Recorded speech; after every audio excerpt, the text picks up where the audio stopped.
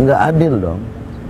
Ketika yang tidak kebagian negeri di swasta dia bayaran. Iya, iya. Nah ini asas keadilan yang harus kita jaga. Iya. Dan jangan sampai swasta ini juga mati. Iya. Kan harus ada solusi. Asas keadilan tadi. Asas keadilan. Orang yang tidak kebagian di negeri, Ya, di ya. sekolah di madrasah aliyah, contohnya saya. Iya. Di mana Pak Ketua? Di madrasah aliyah. Nah sekarang aliyah saya udah tutup. Banyak yang mereka lulus aliyah, sanawiyah, SMA, swasta. Ketika mau melamar kerja, ijazahnya masih ditahan oleh sekolah karena belum SPP-nya masih nunggak. Ini kan yang terjadi, Kang Rahmat. Terarah tuh harusnya gitu tuh. Selama kami nggak menafikan apa yang sudah dilakukan oleh industri yang ada di Cilegon. Tidak, kami tidak pernah menafikan itu. Dan orang yang tidak bersyukurlah saya ketika orang sudah berbuat, tapi kita abaikan, tidak juga. Tapi lebih kepada sesuatu yang tepat gitu loh. Di-manage dengan baik, Kang Rahmat. Mana kebutuhan yang dasar masyarakat nih.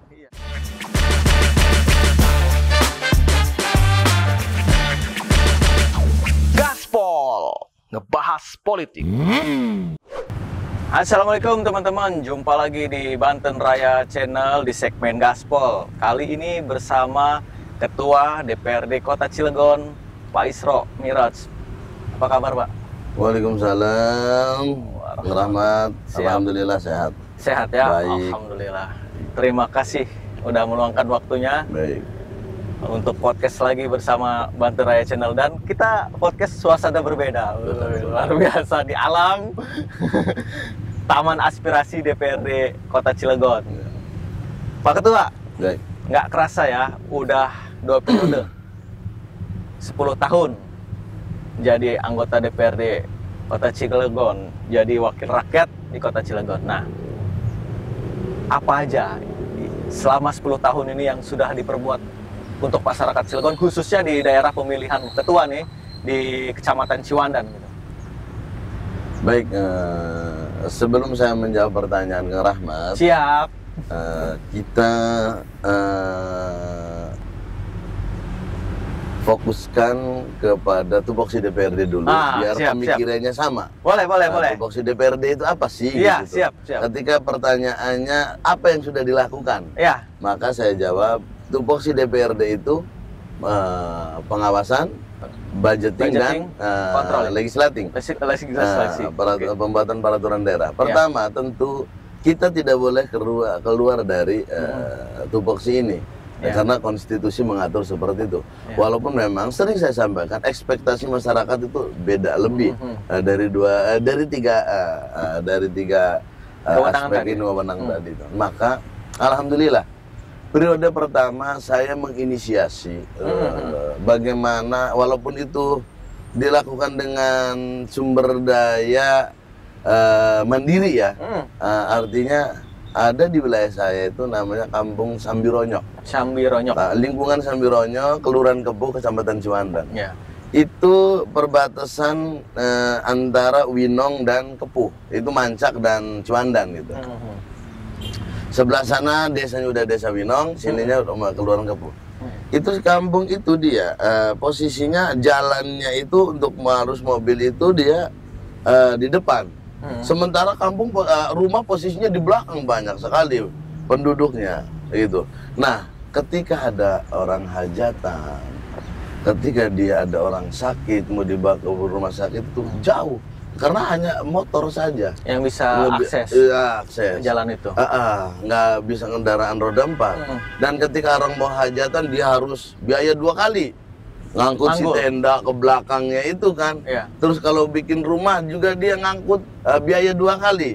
Karena harus pakai jasa kuli juga kan ini. Karena rata-rata penduduknya tuh di belakang, sementara jalannya tuh gitu doang tuh. Nah, emang ini jalan mobil gitu. Tuh. Itu nyambung ke kelurahan, ke desa Winong. Nah, pertanyaan Kang Rahmat, apa yang sudah kami lakukan pada saat itu periode pertama? Kami dan ada satu rumah itu menghalangi kalau ini dilebarin.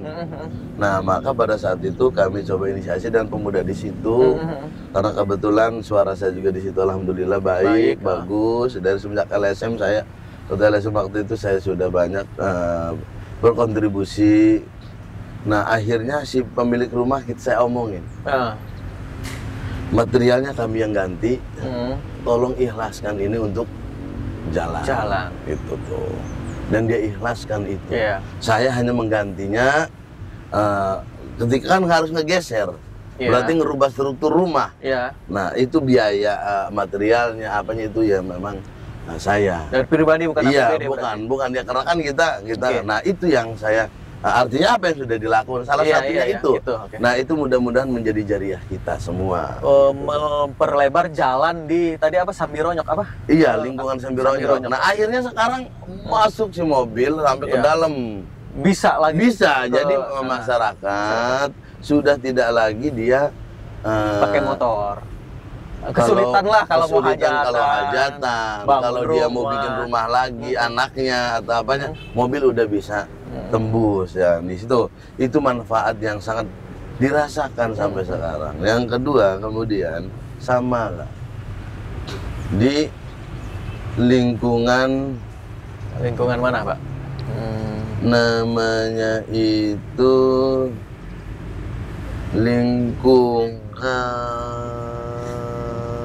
agak lupa. Itu di Kelurahan Rangdagari, Cipondoy. Nah, di Cipondoy itu memang saya dengan lurah pada saat itu. Nah, komunikasinya. Itu lebih sadis. Lebih sadisnya apa? Ketika orang hamil mau lahiran digotong gitu. Digotong gitu. Jadi di Cipondoy itu masuk ada sekitar 2 kilo mungkin. 2 kilo. Apa 1 kilo? Untuk menuju akses jalan. 1 kilo lah. 1,5 kilo lah. Karena itu kan tegal-tegal gitu ya. Tegal-tegal gitu. Jadi kacang apa kelapa gitu. Kebun gitu ya. Kebun gitu. Jadi palawija. Padahal di sana dia 1 RT.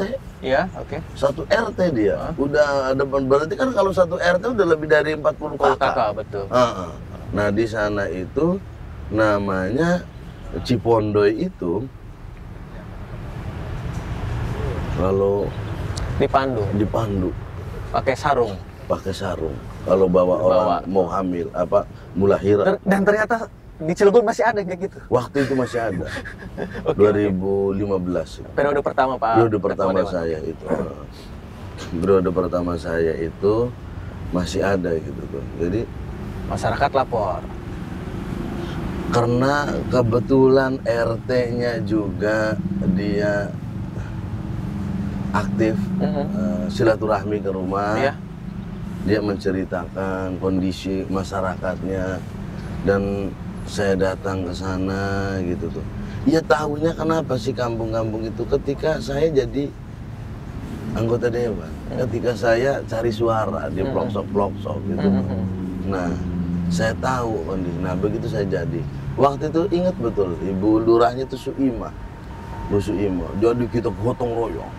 Waktu itu saya minta PU untuk ngirim alat kecil gitu tuh. Pinjem alat berat ya.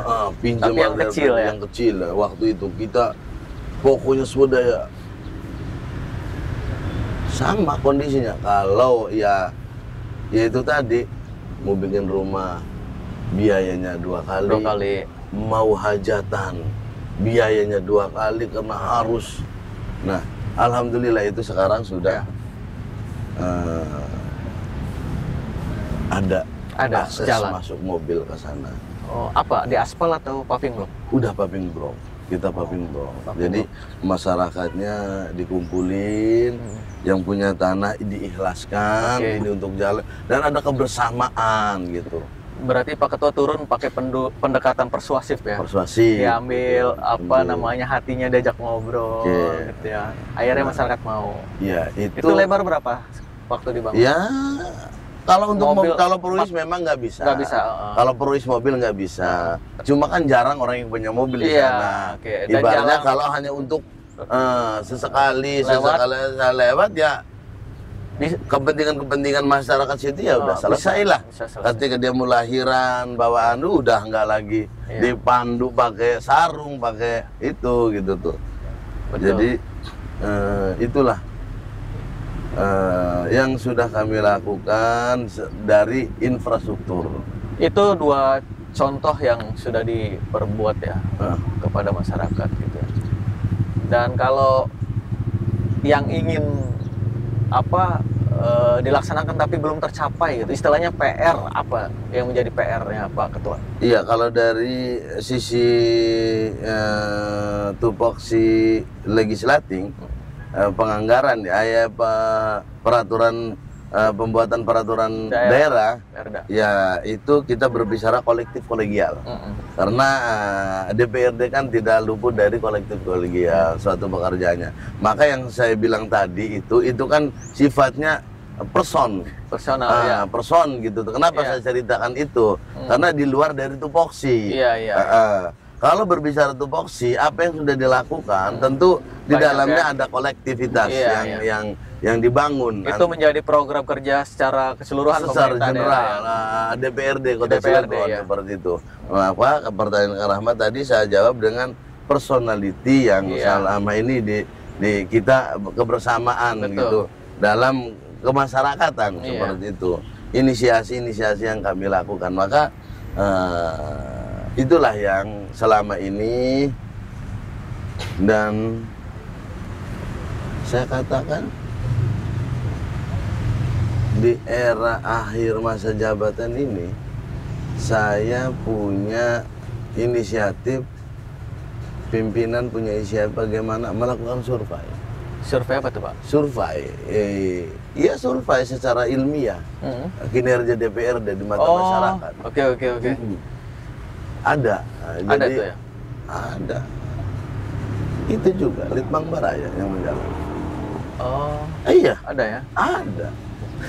Itu hasilnya alhamdulillah. Saya menggunakan Litbang Baraya untuk melakukan survei dan alhamdulillah hasilnya, kinerjanya, kepuasan masyarakat terhadap DPRD bagus. Malah ada bahasa masyarakat yang mengatakan bahwa kalau minta pembangunan paving blok TPT lebih cepat ke DPRD ketimbang ke pemerintah, kepada eksekutif. Itu ada survei-survei itu, bahasa-bahasa itu gitu tuh. Jadi kepuasan publik terhadap, dan itu dilakukan oleh Litbang Baraya loh. Kajian ilmiahnya bisa dipertanggungjawabkan karena kita bekerja sama dengan Universitas Esa Unggul. Iya, Esa Unggul ada. Itu jadi ya mau dibantah silakan, tapi realita yang kami terima dari data itu, kepuasan publik hari ini terhadap institusi DPRD cukup tinggi ya? Cukup tinggi sekali, dan popularitas DPRD itu sendiri sudah banyak orang tahu. Kalau dulu kan rata DPRD apa sih? Terlepas baik buruknya gitu tuh. Sekarang popularitas institusi DPRD Cilegon itu cukup baik di kalangan anak-anak Z. Di kalangan anak-anak milenial. Gitu. Iya. Nah, selain soal tadi kepuasan, itu mungkin untuk tolak ukur ya, untuk introspeksi diri seluruh anggota DPRD. Nah, saya ingin bahas juga soal ini, Pak. Sekolah swasta. Sejak adanya pemberlakuan PPDB nih, masyarakat itu cenderung berbondong-bondong ke sekolah negeri. Nggak masalah memang, cuman yang sangat disayangkan pelaksanaan teknisnya di sekolah ini kadang kurang ketat. Harusnya sekolah punya kuota hanya 3 rombongan belajar, dia nerima karena antusias masyarakat tinggi, dia nerima melebihi kuota. Akibatnya sekolah swastanya nggak kebagian siswa. Nah, terancam mati, terancam gulung tikar. Tanggapan Pak Ketua nih, seperti apa? Perlu nggak ada peran serta pemerintah daerah dalam hal ini Pemkot Cilegon untuk membuat regulasi dan pengawasan ketat tuh kepada sekolah-sekolah itu? Gitu Pak Ketua. Jadi gini, pemerintahan daerah itu berdasarkan Undang-Undang 23 tahun 2014 bahwa kewenangan skup pendidikan sudah dibagi. SLTA sederajat diambil alih oleh provinsi. Nah, kaitannya dengan PPDB tadi, memang yang namanya kebijakan itu tentu ada yang diuntungkan, mesti juga ada yang dirugikan. Tinggal seberapa besar atau kecilnya masalah dan mudaratnya.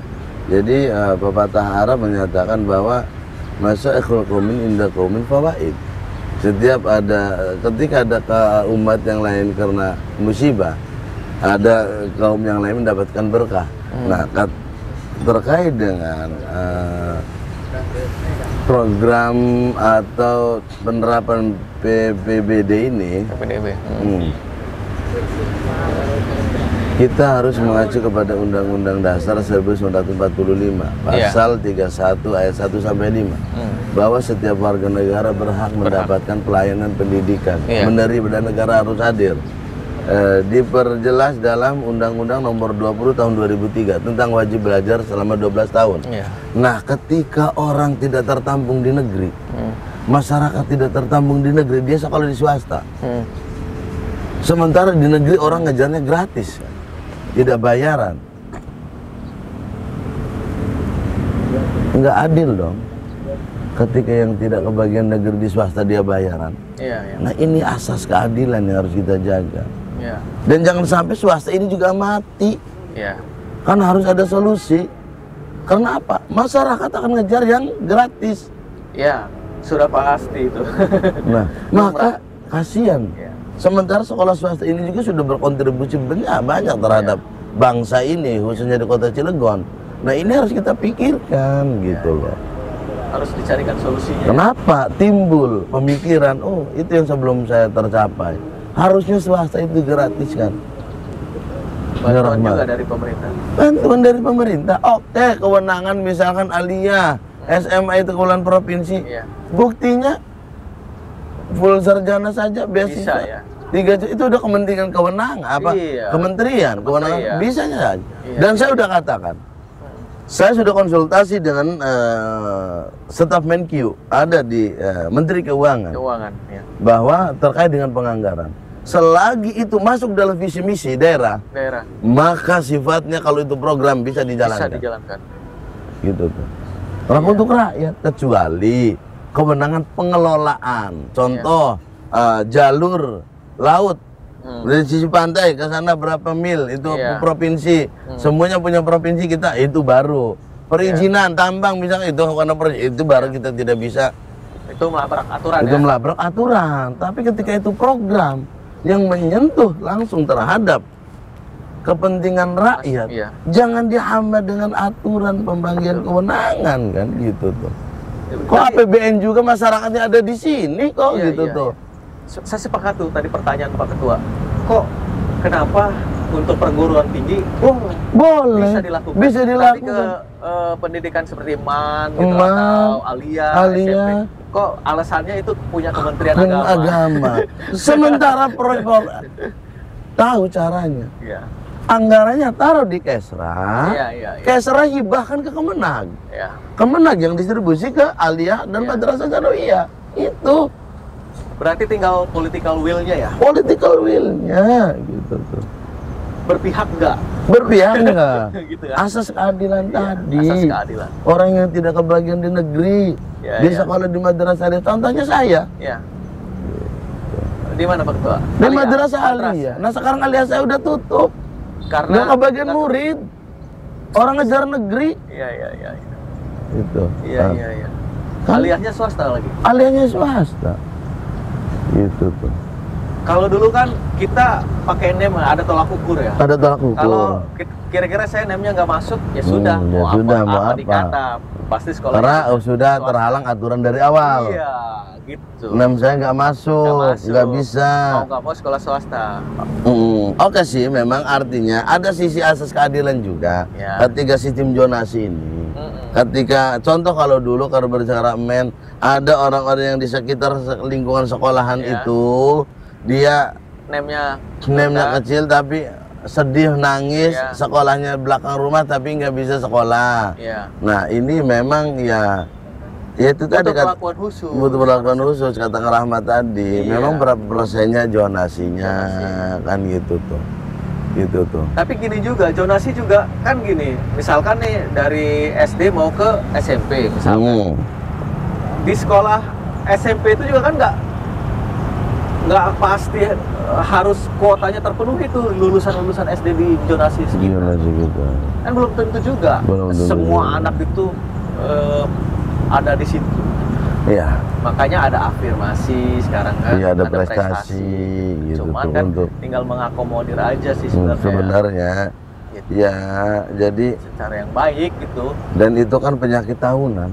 Ya, Bisa selesainya nanti ya dengan cara swastanya juga digratiskan. Digratis. Karena yang mereka kejar itu rata-rata. iya, iya. Ya kan? Betul. Itu penyakit tahunan yang terjadi. Maka solusinya swasta pun harus digratiskan. Ini Pak Ketua punya pemikiran seperti itu ya? Ya karena saya merasakan betul Iya, itu iya. tuh. Kondisi yang terjadi yang saya bilang penyakit tahunan itu kan rata-rata Iya. seperti itu. Bagaimana orang dapat kerja, orang kerja dapat Iya. penghasilan 4.800.000. Sementara ketika dia anaknya sekolah dia nggak kebagian di negeri sekolah swasta, Iya. dia harus bayar SPP. Kalau nggak bayar SPP dari mana gaji gurunya? Honor gurunya dari mana? Untuk administrasi kertas suratnya dari mana? Iya. Itu juga kan wajar, walaupun kadang 35.000 untuk bayar yang lain. Ini kan kalau kita samakan gratis kan dia tidak terganggu. Tidak harus mengalokasikan biaya untuk pendidikan. Dan jangan salah, banyak yang mereka lulus aliyah, sanawiyah, SMA, swasta. Ketika mau ngelamar kerja ijazahnya masih ditahan oleh sekolah karena belum SPP-nya masih nunggak. Ini kan yang terjadi, Kang Rahmat. Pemerintah harus hadir nih gitu tuh. Iya. Jangan berkata-kata doang. Padahal kalau bicara APBD atau dengan kekayaan Cilegon yang ada industri, harusnya mampu ya? Saya ingin PAD kita tuh sebenarnya untuk begitu-begitu aja. Iya. Pembangunan mah kita cari di APBN lah. Gitu. Iya. Infrastruktur mah selesaikan PAD kita itu. Untuk karena itu kan APBD itu kan tentu dari PAD. Berapa iya. PAD yang kita punya. Kan di dalamnya PAD itu untuk tunjangan Iya. ASN, untuk belanja kebutuhan pegawai, untuk hal-hal kecuali DAU gaji mereka dari DAU. Nah DAK ini nih harus kita maksimalkan. Jemputlah, biar 1,2 triliun itu ngeberesin urusan rakyat saja tuh. Iya. Untuk infrastrukturnya cari di sana tuh. Iya. DAK tuh gitu tuh. Banyak di Kementerian Uang tuh gitu tuh. Triliunan gitu. Tinggal pola kitanya secara politis. Coba hubungan politik yang dilakukan. Iya. Gitu tuh. Dan Di Pak Ketua sana. punya pemikiran seperti itu. Kalau mengandalkan 1,2 triliun Iya. ini saja, ya saya rasa Kurang. Gitu. Kalau pembangunannya dipaksakan dari situ juga. Kalau kehadiran industri bisa nggak ya kira-kira? Nah, kehadiran industri kan kita itu kan bagi hasil pajak saja dari pemerintah pusat. Iya. Ketika mereka sudah jadi pabriknya, mereka hanya bayar PBB. Ketika dia sudah tidak ada pembangunan, mereka hanya bayar PJU. Iya. Ketika pajak itunya kan dari ke pemerintah pusat, baru dana bagi hasil kan, DBH. Berapa yang dari sini nggak terlalu signifikan. Kalau industri hanya PBB, PJU. Kalau dia bangun bagus baru ada PBG. Iya. Nah itu kan sudah. Ya, bukan maksud saya CSR-nya gitu. Ya kalau CSR. Itu kira-kira udah berpihak belum? Sejauh mana tuh peran CSR itu membantu pembangunan di Kota Cilegon gitu? Memang harus ada pemikiran dan terobosan baru terkait dengan CSR yang selama ini. Kalau CSR-nya hanya ya punten ya bagus sih baik gitu tuh. Terarah tuh harusnya gitu tuh. Selama kami nggak menafikan apa yang sudah dilakukan oleh industri yang ada di Cilegon. Tidak, kami tidak pernah menafikan itu. Dan orang yang tidak bersyukurlah saya ketika orang sudah berbuat, tapi kita abaikan tidak juga. Tapi lebih kepada sesuatu yang tepat gitu loh. Di-manage dengan baik, Kang Rahmat. Mana kebutuhan yang dasar masyarakat nih. Gitu tuh. Yuk coba kita ke sana larinya nih. Jangan hanya untuk euforia gitu tuh. Berarti harus ada koordinasi ya industri sama pemerintah daerah. Karena kan kita ini kebanyakan acara-acara seremoni. Industri banyak dibebani dengan acara-acara seremoni. Yang rakyat tidak menikmati itu kan. Ya punten gitu loh. Ya kita fair saja. Ketika seremoni kan kita lihat bagaimana. Oh, ini sponsor, ini nih. Kadang hati Allah gitu tuh ya. Iya sih oke, tapi yang lebih substantif. Iya. Biar kena ya pembangunan. Biar kena pembangunannya gitu tuh. Iya kan? Betul. Manajemennya tadi. Coba yuk dirembukan kembali. Padahal setahu saya ada forum CSR kalau nggak salah. Iya. Tinggal tingkatkan. Ya kebanyakan lembaga itu kan karena berdasarkan forum-forum itu kadang-kadang. Iya ya. Ya kita benahin lah bersama-sama. Terus ganti ya ngopi di benar. Iya. Orang gampang memang mengurus orang banyak. Ya cuma itu kan resiko. Betul betul. Resiko orang. Mantap kopinya, luar biasa. Gitu. Terus ngomong-ngomong, kok periode selanjutnya ini nggak nyalon di Pileg di Februari kemarin? Nggak ada tuh nama Pak Isro kemarin. Saya cari di apa namanya surat suara. Iya. Iya, pertama Rahmat ya. Punten, saya nggak sombong. Saya pada saat itu sudah komitmen dengan teman-teman saya di Ciwandan. Ciwandan, oke. 2 periode itu, setelah 2 periode saya tidak mencalonkan kembali di kota. Iya, oke. Di kota, saya ingin memberikan kesempatan kepada teman-teman saya yang dulu ngebantu saya. Dan alhamdulillah saya buktikan hari ini jadi mereka menjadi generasi penerus. Oke. Regenerasi berarti ya? Ada 2 kursi yang saya sumbangkan di Ciwandan. Di Ciwandan. Dalam satu kelurahan bahkan. Oh, kelasnya orang ini satu kelurahan gitu. Luar biasa. Di Kelurahan Kepuh. Sama lahir dan besar di Kepuh mereka. Iya. Dan itu 2 gitu, dua-duanya jadi. Luar gitu, biasa. Itu. Nah, ketika tadinya saya ingin ke provinsi. Awalnya, tapi saya tidak mau ada konflik di internal. Karena tahu sendiri, betul. Ternyata di provinsi ada calon lain. Ada calon lain yang dari keluarga. Yang ketiga saya disuruh ke pusat. Iya. Saya katakan saya nggak sanggup. Ukur diri. Lawan saya berat. Dari eksternal maupun dari internal. Itu. Jadi akhirnya ya udah sudahlah gitu toh. Nah, itu kami buktikan punten nggak sombong gitu tuh. Saya berkontribusi terhadap Golkar dengan 2 kursi itu.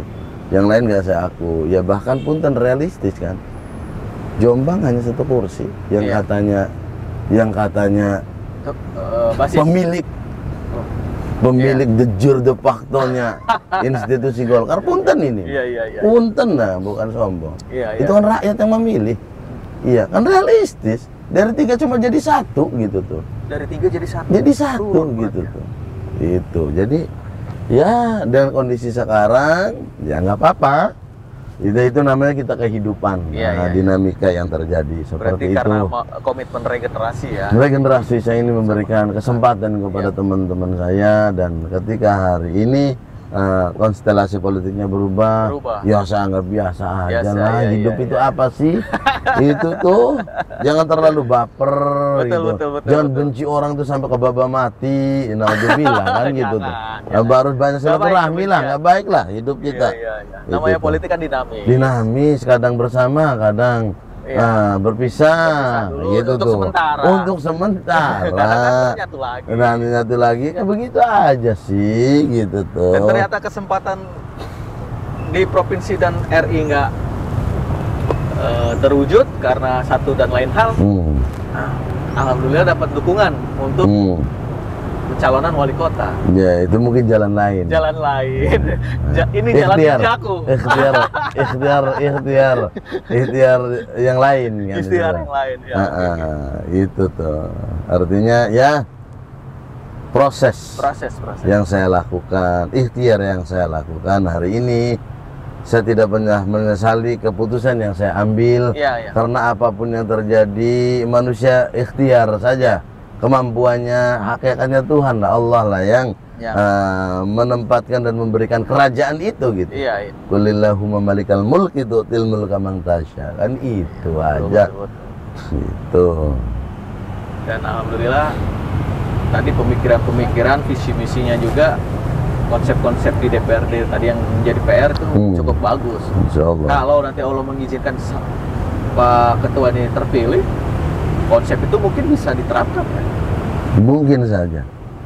gitu. Yang bisa tadi soal diterapkan. pendidikan, harus Soal ada pendidikan, political will, iya, gitu ya. karena kalau saya bilang ini kan kami bukan eksekutor. Iya. Pertanyaan kan kamu sekarang ketua DPRD, kenapa nggak bisa? Pemerintah kan ada dua. Iya. Dari Punten kata saya, masyarakat. Iya. Saya ini bukan eksekutor. Iya, iya. Bisanya ngingetin, Iya. ngasih masukan, mengarahkan, misalkan gini. Tolong sih. Ya kalau didengar. Iya. Kalau nggak didengar, gitu. Tapi kalau eksekutor dia pelaku, pelaksana, Punya kewenangan. punya kewenangan penuh. Ada 6 kewenangan yang mereka Iya. miliki. Pelaksana, eksekutor, pengawas, gitu tuh. Banyak 6. Kalau kita kan cuma 3 Iya. DPRD. Jadi mau kasarnya mau ngapain aja enak itu. Ya? enak gitu. Karena dia eksekutif. Nah, Oke, Ketua. Cukup seru juga nih obrolannya. Terima kasih banyak Ketua. Siapa tahu nanti di lain kesempatan kita bisa ngobrol lagi. amin. Sebelum saya tutup, teman-teman, saya ingin mengajak teman-teman untuk dukung terus Banten Raya Channel dengan cara subscribe, komen, like, dan share video-videonya. Dan jangan lupa juga untuk teman-teman mampir ke Instagram di @bantenraya dan kunjungi portal online kita di bantenraya.co.id dan bantenraya.com. Saya akhiri, wassalamualaikum warahmatullahi wabarakatuh. Waalaikumsalam warahmatullahi wabarakatuh. Rahman, terima kasih.